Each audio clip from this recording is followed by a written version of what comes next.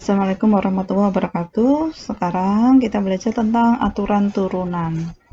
Aturan turunan, kalau kemarin kita belajar tentang mencari turunan menggunakan definisi. Berarti kita waktu itu belum belajar tentang aturan turunan. Jadi kita mengerjakan turunan, mencari turunan menggunakan definisi. Tapi setelah kita bahas aturan turunan ini, nanti kalian boleh menggunakan aturan turunan untuk mencari turunan. Nggak perlu ribet lagi menggunakan definisi ya. Aturan yang pertama adalah aturan turunan dari fungsi konstan. Jika fx sama dengan k, k-nya konstan, maka turunan dari fx adalah 0 ya. Fungsi konstan kalau digambarkan ini ya, y sama fx sama dengan k ya. Ininya k, di sini titik ada k, maka fx sama dengan k, gambarnya kayak gini. Ingat ya, turunan itu merupakan turunan itu merupakan gradien dari suatu garis ya kan, gradien garis ya, garis singgung. Nah ini ada suatu garis, maka turunannya atau gradiennya garis yang mendatar itu kan 0. Nah gampangannya gitu, 0. Tapi bukti secara formalnya ini ada di bawah ini, f aksen x sama dengan limit fx plus h min fx bagi h untuk h menuju 0.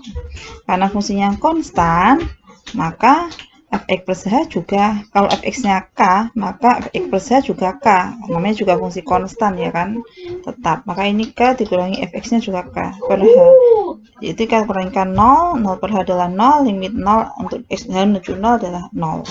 Nah, ini secara geometrisnya kayak gini, secara analitiknya seperti ini. Teorema yang kedua yaitu teorema fungsi identitas. Jika fx sama dengan x, fx sama dengan x ini fungsi identitas, maka turunannya adalah 1 ya. Turunannya adalah 1. Kalau secara geometrisnya y sama dengan fx sama dengan x, gambarnya kayak gini. Turunan itu merupakan gradien garis ini adalah y per x ya. Karena y sama dengan x, maka ya k per k gitu. Jadi hasilnya adalah 1. Secara analitiknya seperti ini, fx plus h min fx per h. Karena fx sama dengan x, maka fx plus h juga x plus h min x per h. X kurang x habis 0, jadi h per h adalah 1. Limit 1 adalah 1. Gampang. Yang ketiga adalah teorema pangkat. Jika fx sama dengan x pangkat n, di mana n-nya adalah bilangan integer bulat positif, maka f aksen x adalah nx pangkat n-1. Ini yang sudah diajarkan di SMA, tapi saya yakin tidak dibuktikan di SMA cara mendapatkan rumus ini. Tapi rumus ini sudah kalian pakai waktu SMA. Buktinya adalah f aksen x sama dengan fx plus h min fx per h untuk h menuju 0. Jadinya limit h menuju 0, x plus h pangkat n min x pangkat n per h ya kan. Kemudian ini menggunakan aturan binomial menjadi x pangkat n ditambah n x pangkat n min 1 kali h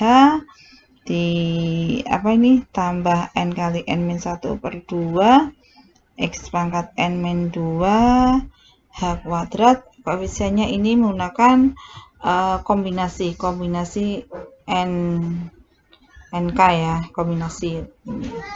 Kemudian didapatkan ini masih x pangkat n kurang x pangkat n. Kemudian yang ini masing-masing punya faktor h saling membagi ini. Kemudian ini kalau dilimitkan, karena hanya menuju 0, hasilnya 0, ini 0, 0, 0, 0, kecuali yang ini. Maka hasilnya adalah ini ya, gitu, nx pangkat n min 1. Begitu buktinya. Yang berikutnya adalah teorem aturan perkaliannya. Jika k kali f, maka turunan dari k kali f aksen adalah k f aksen ya. Jadi k-nya bisa keluar dari turunan itu. Jadi seperti inilah.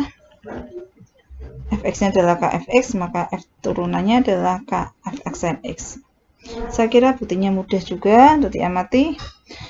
Yang berikutnya adalah aturan penjumlahan. Jika ada suatu fungsi, penjumlahan fungsi, kemudian penjumlahan fungsi itu diturunkan, maka masing-masing fungsi itu dicari turunannya.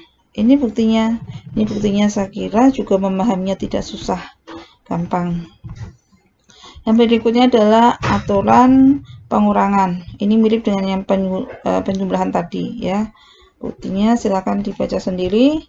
Kemudian yang berikutnya adalah aturan perkalian. Ya, perkalian U kali V sama dengan UV aksen tambah U aksen V ya. Terus ini contoh. Ini contoh saya kira juga sudah mudah.